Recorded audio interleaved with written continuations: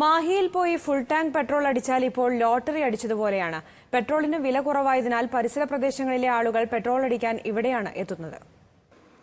പെട്രോളിന്റെ കാര്യത്തിൽ മാഹിക്കാർ അല്പം ഭാഗ്യവാന്മാരാണ്. 1 ലിറ്റർ പെട്രോളിൽ നിന്ന് 66 രൂപ 42 പൈസ മാത്രം ഇവിടെ നൽകിയാൽ മതി.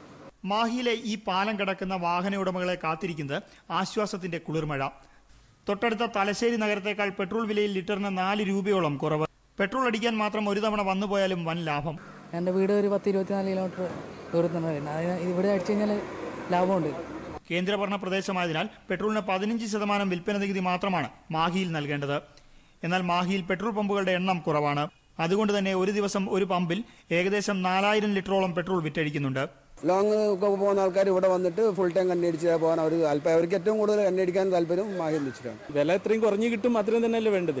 അപ്പൊ ഇതിന് ഈ വില കുറവ് കേരളത്തിലും കൂടിയും വരണം എന്നാണ് പറയുന്നത്. ഡീസലിനും ലിറ്ററിന് 2 രൂപയോളം കുറവ് മാഹിയിലുണ്ട്. ഇങ്ങനെ പെട്രോൾ വില കുതിച്ചാൽ താമസം മാഹിയിലേക്ക് മാറ്റിയാലോ എന്നാണ് മലയാളികളുടെ ചിന്ത. മാഹിയിൽ നിന്നും ക്യാമറാമാൻ ജെ സാദിനൊപ്പം വിഹർലാൽ, ഏഷ്യനെറ്റ് ന്യൂസ്.